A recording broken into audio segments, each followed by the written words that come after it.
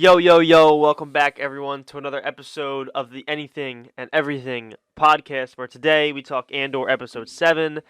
Across the table today, I got Mr. Snoozer, the dinosaur man, Big Tim once again. That's Dude, all you heard while I was watching this episode today. man, I think it was only like a 45-minute episode, and I think I fell asleep at least 4 times. dude, it was like, I wouldn't even say it was like, I wouldn't say it was not interesting. There was just nothing happening. Like, I know. I like it's just like the pacing, like compared to like because the last episode, like you're so at the edge, high you're strong, at dude. the edge of your seat. You're like, holy shit, holy shit, holy Uh-huh. shit, holy shit, and then some episode you're like, Meh. oh, and like the It's like slow scene to and on slow top of scene that, like, to slow scene. there was never any like real vibrant colors in the episode outside of like a few scenes. So Very like gray. it had very dark, very like kind of like gray scenes. So like and on top of that with the slow pacing and kind of like the like there's no like real motion in any of like the scenes. Mm-mm. So you're just kind of like I literally lulled myself to sleep.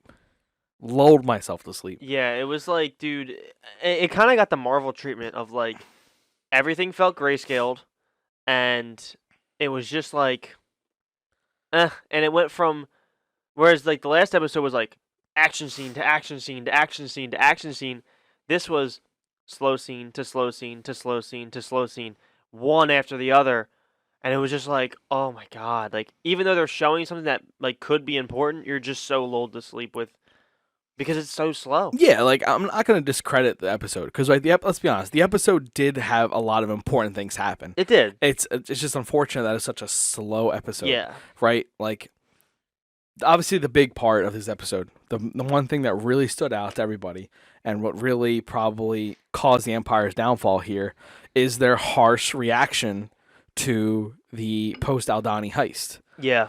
and that was the important thing that happened in this episode. But that's not going to escape the fact that this is a filler episode, 100%. That no doubt It's about it. definitely a filler, like a plot pusher. Yeah, It's yeah, a plot yeah. pusher, 100%.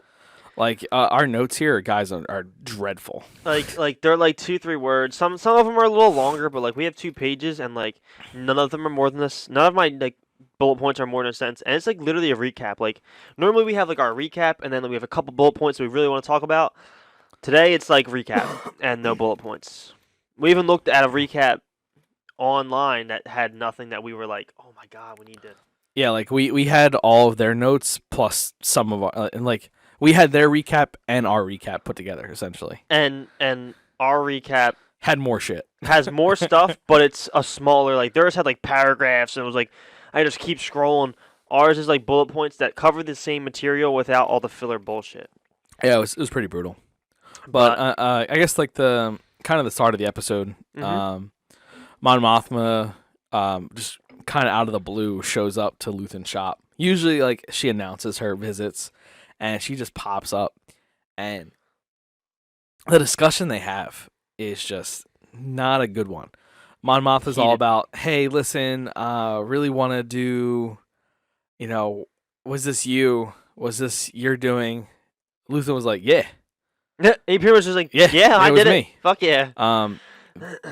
I stole those credits, and the reaction we're gonna get from the Empire is the one that we need to get more recruits. hmm And not even maybe less than 5 minutes later, after Mon Mothma kind of storms out of the place, we're getting that reaction from the Empire. We're sitting at the ISB, and they're kind of saying, we need to buff our security up. We need to ensure harsher punishments for these anti-rebellion activities.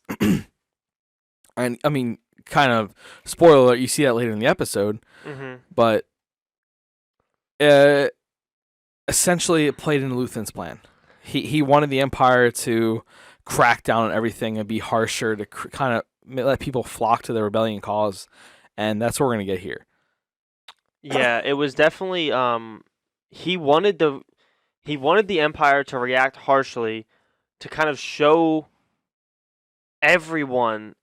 At least is how I interpret it. He wanted to show everyone that the Empire is brutal and that they shouldn't stand.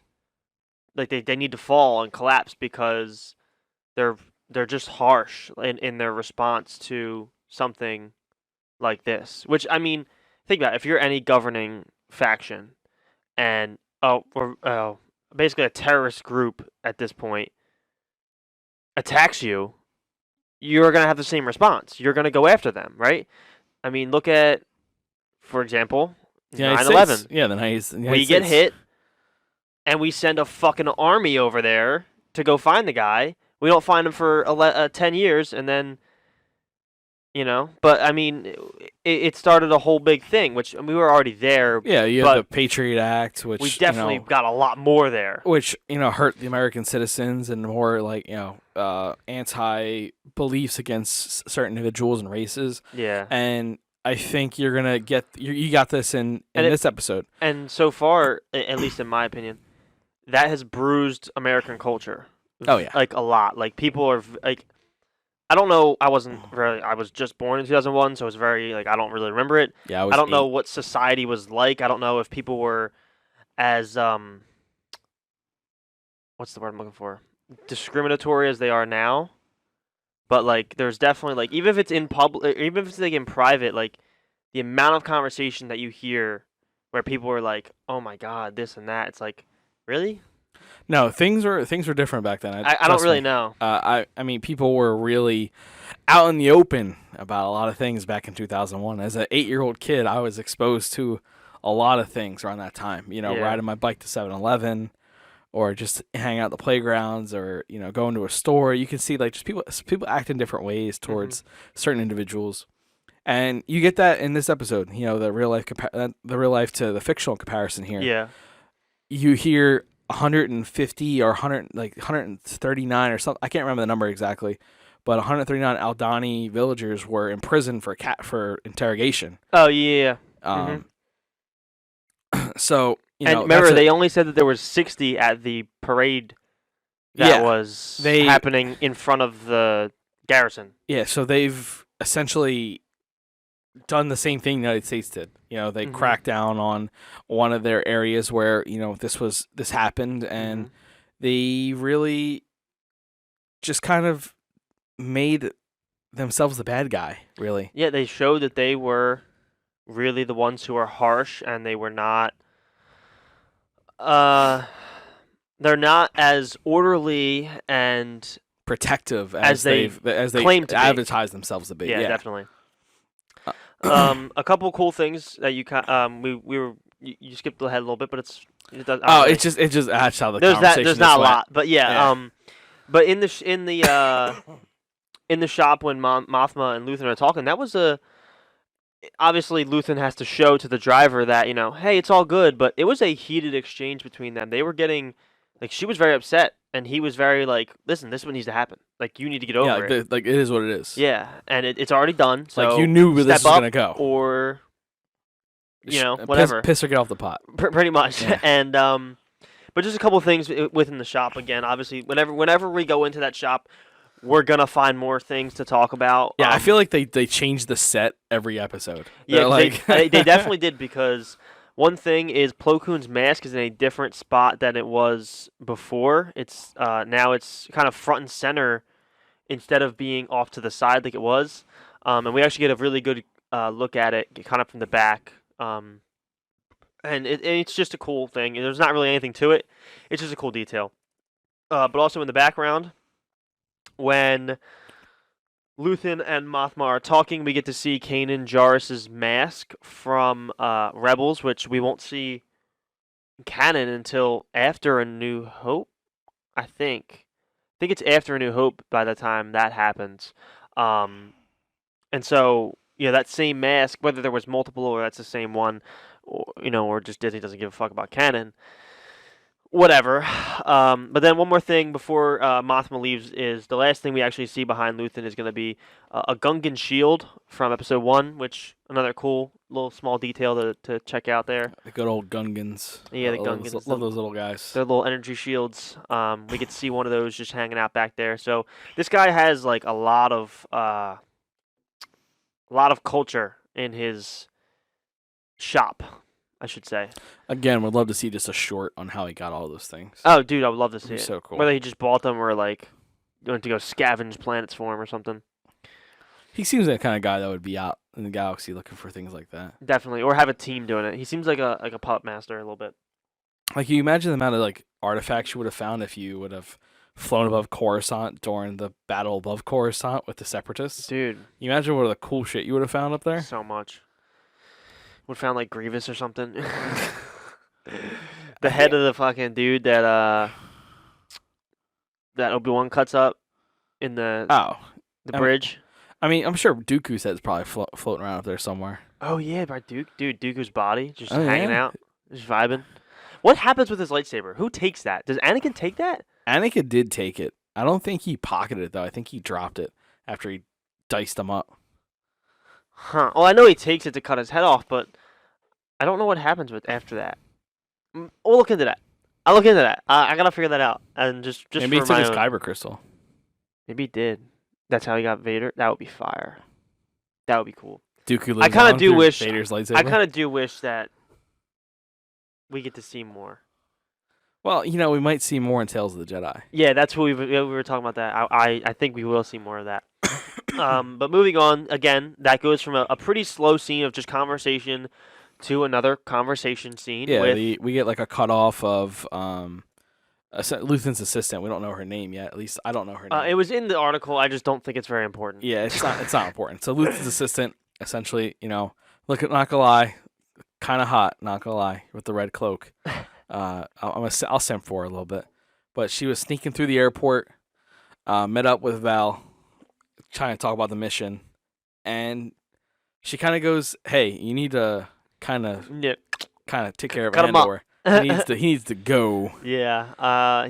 She's like, yeah, he's a loose end. You know, take him out. Yeah, he can.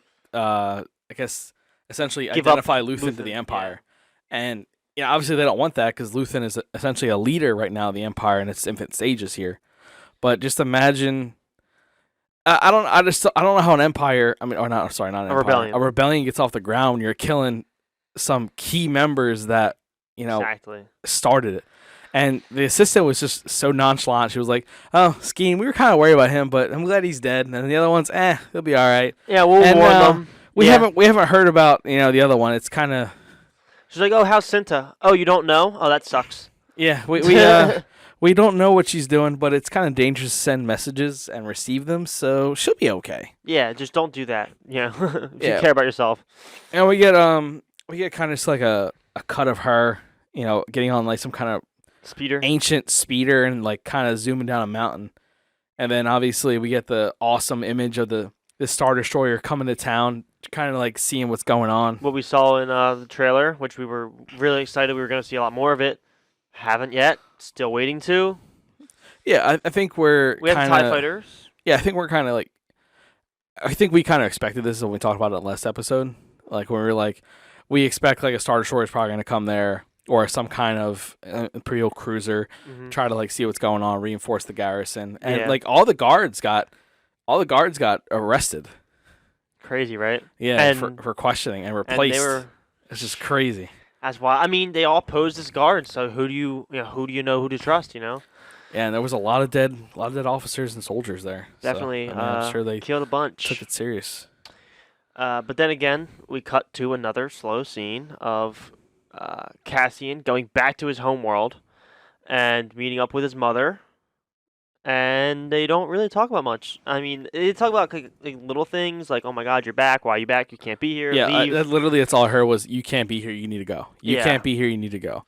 And the next scene, which really is kind of important, is what's her name? Fez. What's her name? The girl? Brinks. There we Bix. go. Bix. B-I-X. Bix. Brinks. Banks kind of goes, "Hey, why the reason why you can't be here is that everyone blames you for the Empire being here." Yeah. And essentially she goes, "If somebody sees you, they're going to turn your ass in." Yeah, and because, his best friend already did do it. Yeah, Tim turned him in and obviously got shot and paid the price. I mean, it is what it is, dude. That's what happens. Don't be a snitch. But I think what was kind of cool though is that Cassian came back for his mom though. He was like, "Hey, back listen," for his mom. like he's like, "Mom, listen, me, you, and B, we need to get the out of here." And I think ASAP. Dude, listen. I think he also went back for Bix. I think if he could have, he would have been like, "Yo, come with me. I'm leaving." Yeah, I mean, Obviously he wanted to pay his debts off, but which he did. He did pay his debts. paid He paid 12 grand in debts. yeah, and that's for everybody he owed money to. So now he only has 188,000 credits to his name. Poor guy. What a shame. What a shame. Only like 200 grand in Yeah, U.S. that's dollars. all. Yeah, that's all. But again, those are pretty slow scenes. They talk about how the Imperials are in control in Ferrix, which we knew already happened. So again, it seems like this should be like a pressing matter where they're talking about it, but we already knew that was happening and that happened. So again, just kind of a slow scene for no reason. Yeah, I think the only interesting thing that came out of that whole sequence while they're still on Ferris was the fact that the mom felt just like so inspired. She was like, Yeah. I can't leave because I'm joining the rebellion. Meanwhile, Cassian's kind of like, what? Yeah, he's definitely a little confused when she says that. He says basically to her like, "We have enough credits. We can go anywhere we want. We can leave now and go." And she kind of just like, "No, no." We're gonna. She wants to be part of the rebellion. Basically, she wants to become part of this larger uprising against the Empire, and it's something that Andor did when he was younger. He was arrested for it. That's the reason he was in prison when he was younger. Because they killed his father, Clem, which we see. Which I think why she's so inspired to rejoin the rebellion is that she has a tie to this too. Her husband who was in the square trying to break up rebellion activity. Wanted to stop it. Yeah.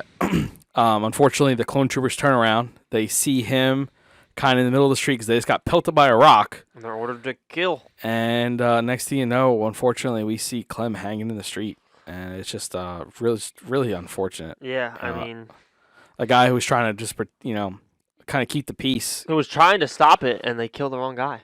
Yeah, and then I guess we get a flashback maybe like 10 seconds later of young Andor charging at 4 stormtroopers with like a pipe. Yeah, I don't know what he was trying to do. Kind of the same decision Tim makes, which. Again, I don't know why people are charging people with guns with like a knife or a pole. Makes no sense. This series, what are they doing? I don't know. I don't take a knife to a gunfight. Do you? No, I don't take. I won't. No. Yeah, it's just I'm not gonna walk in there and box somebody if they have a machine gun. Right. I think I'm gonna stay out of that one. Yeah, definitely. But then after all this stuff on this planet, he visits Bix again, and they. Like you said, she basically tells him, you got to leave. Somebody's going to turn you in. He basically says, listen, tell the buyer, he doesn't know Luthen's name, but we do. He says, tell the buyer that, he needs to stop looking for me. This is my debt paid. I did what I had to do. My job is done. I'm out of here. Yeah, like I held up my end of the deal. And then, like you said, they talk about whatever, and then they say their little goodbye. It's a little, the sad music starts playing, kind of gets pulling at the heartstrings, but it just didn't really hit for me. Whether, I don't know, it might have hit for some of you guys out there, but it just didn't feel like they had enough character development together and enough scenes to really have me care about this goodbye. Yeah, I think maybe if they had like a tender moment earlier in like episode 1, 2, or 3 when he was still on, the planet originally, I think maybe I would have felt a little more like, aw, that kind of sucks. Yeah. But they don't give us that, so it feels like it was kind of like a forced thing. Yeah, we know that they have a history. We know that they were at some point something. Yeah, they said they were a former fling, even in the episode itself. But it's that's just not enough for me to feel sorry for them like leaving each other forever. Yeah, no, not at all. It's kind of just like meh, and the kind of same thing with his mother.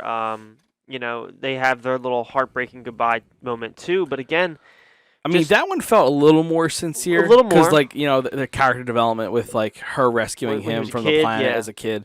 But still just not enough development there in the first 3 episodes for me to be like, okay, this is still a tender... I mean, this is a tender moment, which, I mean, it still was, just not meh. For us, it was not enough. Yeah, I agree. Put it that way. I agree. But like you said, she tells him, stop looking for your sister. And this is kind of what threw me out of the moment a little bit, was like, you just had this really good goodbye where you could have just left it good, and then you tell him, stop looking for your sister, she's dead. Like, there's no way she's alive. Yes, the sister that has been mentioned in 6 episodes. Yeah, it's like this is only gonna make him draw resentment towards you for saying that. Yeah, you know how I knew they were gonna mention the sister? How? Because in the recap they mentioned the sister. Oh, did they? That's how you always know that It's gonna pop back It's up. gonna pop up in the episode because it's like I'm here looking for my sister, and the next thing you know, it's like I was like, okay, we're gonna see. There's some reason that's gonna pop up in this, and obviously, Meether kind of says like, hey, listen, just you gotta cut this out. You're not gonna find her. She's dead. Well, she didn't say she's dead, but basically, let's be honest. Dead. There was a full fucking cruiser crash land on a planet, leaking chemicals, and eventually, obviously, everyone's gonna die out to chemical and that was a radiation mined planet already. Yeah. So like they were probably just gonna nuke the planet with chemical weapons just to get rid of the remaining population. But again, it's another scene where it's at this point in the episode, it's where it's like, okay, it feels like it's dragging on now. Like we're halfway through, and it's dragging on. Like nothing's really happened. We've gotten a lot of like little plot pushing like things. Like he needs to leave his mother. We tie up that loose end. Bix gets tied up. We find out what's gonna happen with Vel, and Mon Mothma kind of gets set on her new course, which we'll talk about here in a second. And nothing really else happens here that is anything of note to talk about. But then again, we move to another talking scene, which this one has a little more energy, a little different vibe. This was a little heated in this one. Mm-hmm. We cut to the ISB. We have essentially there's kind of like a little conference going on, a little meeting. The head supervisor's kind of just going through saying like, hey, listen, you're not doing shit. You're not doing shit. You're not doing shit. You're really not doing shit. Mm-hmm. And then it gets to the one gentleman, the one supervisor, the one who kind of had beef with Deidre. Yeah. And he's like, oh, we have an officer here that overstepped her boundaries and has done this, that, and the third. And it feels like in that scene, like she's about to lose. Like he just screwed her over for her career.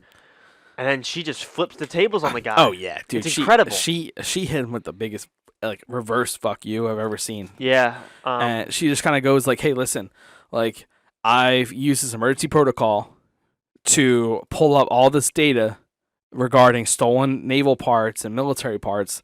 And there's a long list of connected incidents that point to coordinated rebel activity, which we need to take seriously. Yeah. And the head supervisor was just kind of like, mind blown. Okay. He's like, I wish everybody had the same charismatic, energetic approach as you do. And then pretty much told the other supervisor to fuck off. And then gave her his sector. Yeah, gave her the Morlana system, which she now is obviously in control of, which is the sector that Andor currently is still at. So we'll find out if anything more happens there.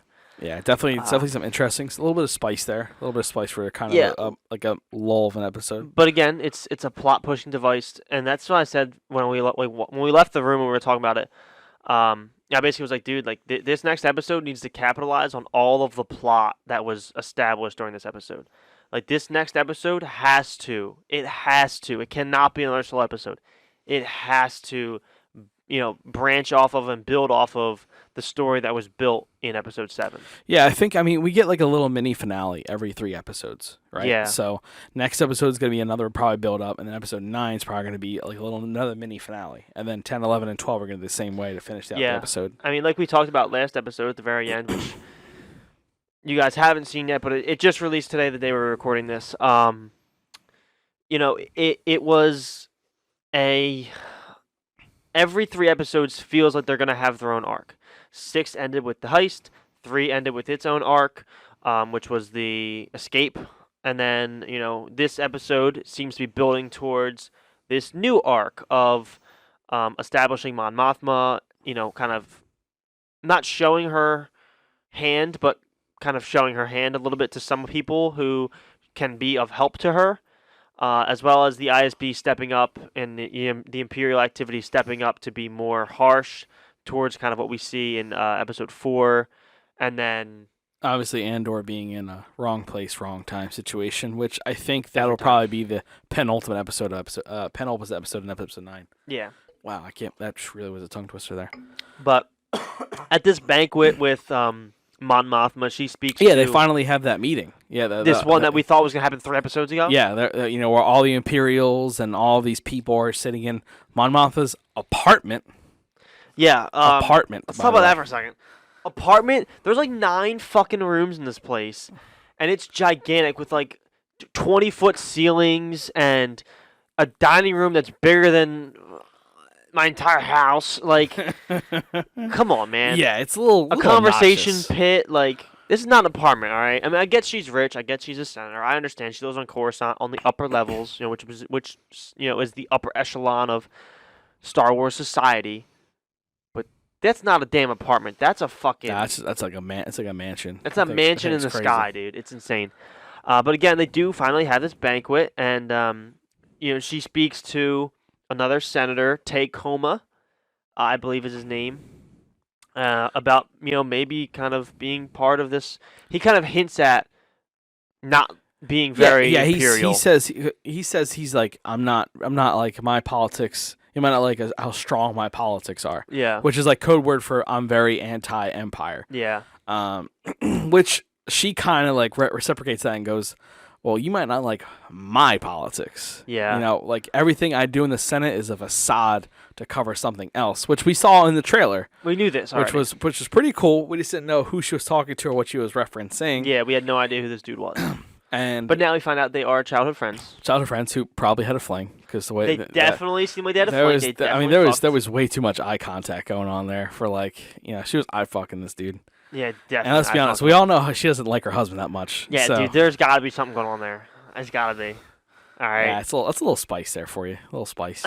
But basically says that the Empire version of her that she shows in the Senate is just a facade, and kind of it's meant to annoy the members of the Senate and distract, so that they're not really paying attention to what's really happening. If they're too busy looking at the stone in your hand. Is what she says. If they're too busy looking at the stone in your hand, they're not going to notice the knife on their throat. And that's kind of what Palpatine did the entire time. Yeah. If they're too busy worried about this separatist army, they're not going to see the clones sneaking up on you. They're not going to see him grooming Anakin. Him taking more emergency chancellor powers. Yeah, they're not going to see all this stuff happening. And she even says, "I learned from the Emperor." Because she knew what the hell was happening. Yeah, she was a senator when he took over. Her and Padme knew, and Bail Organa knew that the Emperor was slowly taking over, and there was nothing they had no power. He had the emergency power. There was nothing they could do as senators to stop this, and she's kind of going for that same play, which we will see works out for her. She becomes the leader of the rebellion. The leader of the rebellion, and then the Chancellor of the New Republic, or whatever the title is. So, it obviously worked for him. It works for her. I mean, obviously in Star Wars, this is a good play, Yeah. No, it's the old game of cat, hide the cheese. Yeah, so and she punch somebody in the face. pretty much. So she asked him for, some funding, some help, because he's a banker, and, he's probably pretty wealthy. He wants she wants him to open this charitable foundation so she can access her family fortune. Yeah, which she's been cut off from. Which we don't know why she's been cut off. Yeah, I don't. We know that she explains that the driver is an ISB agent who is tracking her and following her basically every move and reporting back to the Empire. So she knows she's being tracked, and I don't know if they know that she knows. Yeah, there's some there's some hide and seek going on, essentially, like some misdirection, and it seems to be working because obviously the rebellion's successful and Mon Mothma is executed, but there has to be some kind of tightness at some point where she's gonna get herself in a sticky situation. Yeah, you can only show your hand tip your hand so much before you get caught. Yeah, definitely. Or caught on a bluff. Yeah, you can only pull it so far. But then that's honestly for the episode, that's pretty much it, And then, like you said, we flash back to Andor and them saying goodbye, and then we go back to Miro in the ISB where she kind of gets very brutal and says, the systems either they comply or they die, and that was very Operation Cinder, like Yeah, they can fly or die. Like, okay, relax. Yeah, I mean, I definitely think that I think Deidre plays a more important role like as this goes forward. Yeah, Like she'll probably, I see her probably ascending the ranks. You know, obviously we don't see many female officers in the original trilogy, but you know, who's to say that we get something towards the end of the year where she's a command of something? Who yeah. knows? Yeah, she could have been in command of a place that wasn't shown in the original Yeah, trilogy. I mean, which we happens. do know that she does have a regiment of death troopers eventually under her command. Yeah, So that means she's relatively important. she's got something going on for her here. But as we know in the original trilogy, there wasn't really much ISB being shown. But that's more for what we see in Rebels and what we're going to see in this series. It's kind of more of the secret agent type stuff for them, kind of on both sides, with the rebellious side with the Fulcrum agents, which are secret agents, and then the ISB, who kind of are the anti, Terrorism. a foil to them. They're Yeah. kind of foils of each other. And we're anti-terrorists is pretty much what Yeah, they pretty are. much. Essentially. It's CS:GO basically. But then we kind of cut from that, ISB area to a naked girl laying in the bed. Yeah, sometime later. I mean, obviously it's not the next day. It's Yeah, probably no. a couple weeks, maybe a month or two. What was the planet called? Niamo or something? Yeah, Niama. They give us like a pan over of this beautiful beach planet, Yep. and then it cuts to this girl laying in bed, and Obviously just Andor- got done doing the deed. Yeah, Andor is in the shower, and he's pulling out a briefcase full of credits and a weapon, obviously hiding it from this girl. And she's pretty much saying, like, hey, like, we need this, this, this, and this. Go to the store. And he's like, yeah, okay. and here's then he leaves. Yeah, and he leaves. He's walking through, like, this beach area, and he sees people running. And we're kind of like, oh, okay. Like, what's going on here? And then we see the shore troopers, not stormtroopers, shore troopers running after him. And Cassian, I guess he kind of gets flaked out and, like, for some reason decides to jog up the stairs away from the shore troopers. So obviously the shore trooper's like, you're suspicious, pulls him aside and goes, what are you doing? He goes, I'm just a tourist. I'm just trying to go to the store. And the shore trooper's like, no, you were part of that thing. And he's like, whatever that was. Even though he wasn't, he was just looking suspicious. Yeah. And let's be honest, all the guys running away kind of looked like Cassian, so it probably didn't help his They dressed like him, everything. Yeah, they dressed like him. They had like that dark, long hair. And then obviously the stormtrooper goes, well, I need to go get some backup, and then asks one of the KTOSO units, which obviously we all know that Andor eventually reprograms the KTOSO to be his partner during Rogue One.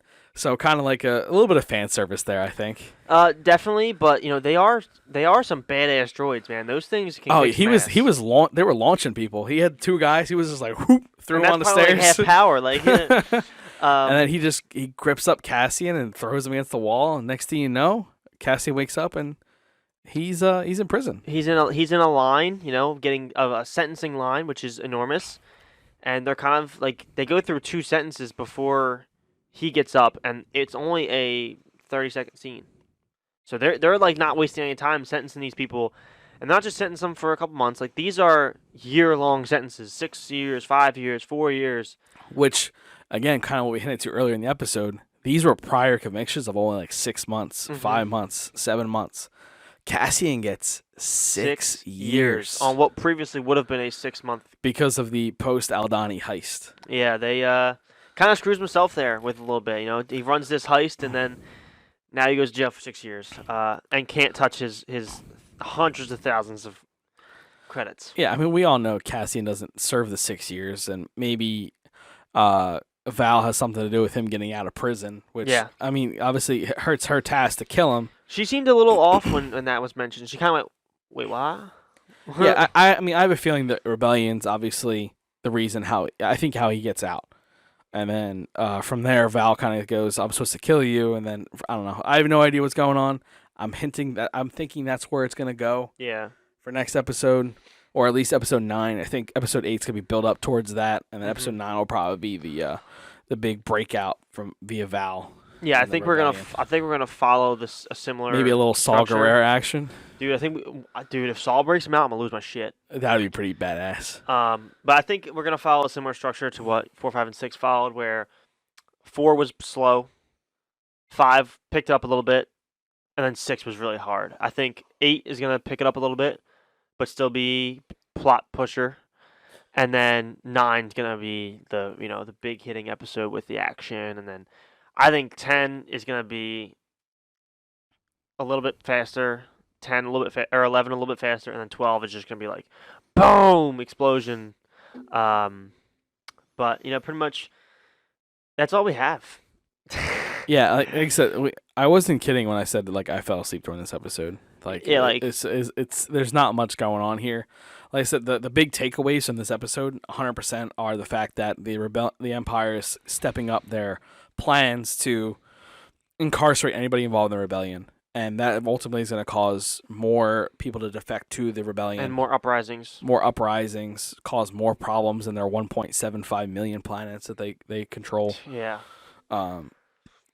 So this is the Empire starting to shoot itself in the foot. This is the beginning of the downfall. Yeah, of the we start to Empire. see the real issues of the Empire and kind of and Rebels explores this as well as the sequels kind of do with like there was plenty of Imperial defectors, people who previously worked for the Empire or even Battlefront 2 covers this.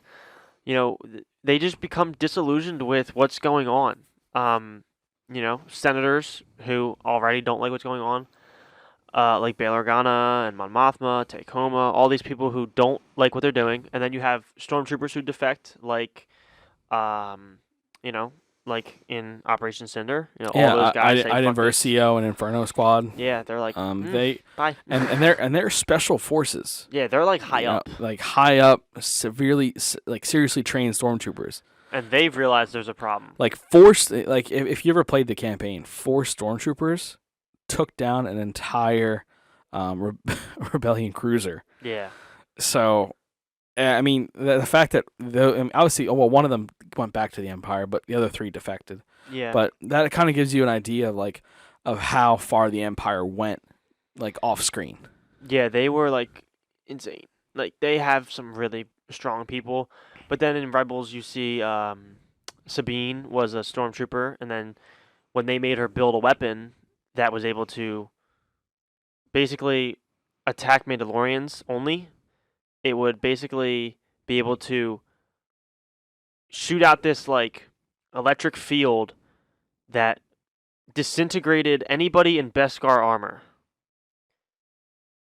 When they made her build that, and then it was used against her own people because she's a Mandalorian, that's when she realized, maybe the Empire's pretty bad, and she defected, and then she eventually gets to use it against stormtroopers at a lower voltage.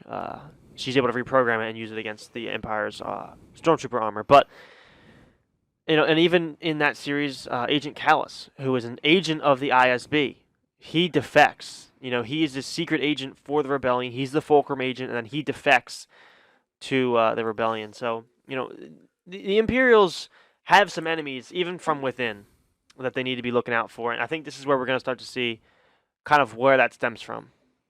Oh, yeah, we're definitely getting some glimpses of it now. But I think this is a good lead-up episode to what we're getting at here, I think. Yeah, a slow episode, we're kind of like, blah, but, it's kind of what the series is going to be. It's kind of how the series is going to go for the majority of what we've already had, and what we're going to continue to see is slow episode, faster episode, very fast episode, slow episode, fast episode, very fast episode. And it's going to be in that kind of pattern because that's just the pattern that they chose, and we either got to like it or stop watching. And that's it. And we're going to be watching, so... Yeah, we're going to stay watching. We're going to stay watching. I mean, we're already 6, 7 episodes in. We're going to keep fucking watching at this point. But that's pretty much all we have for you guys today. No commercial break here. Nothing like that. We're just going to do a little quick shout out to the production team, Climax Studios, and a shout out to, all of you guys out there who are tuning in every week and, making this a part of your, daily routine, whatever day it is. And we appreciate all love. and any of the support that we do get. Like leave a voice message so you can be featured in the next episode. And any closing thoughts on this episode or anything else from you? That's all I gotta say about that. Snoozer. It's a snoozer, but it's still important. Still important episode. But yeah, I mean that's pretty much all we have. If you guys enjoyed this, go ahead and share it around and drop a like. Follow us on Instagram and on Twitter. And that's pretty much it for today. We love you guys, and we will see you guys next week for episode 8, breakdown and review. Peace out. May the force be with you.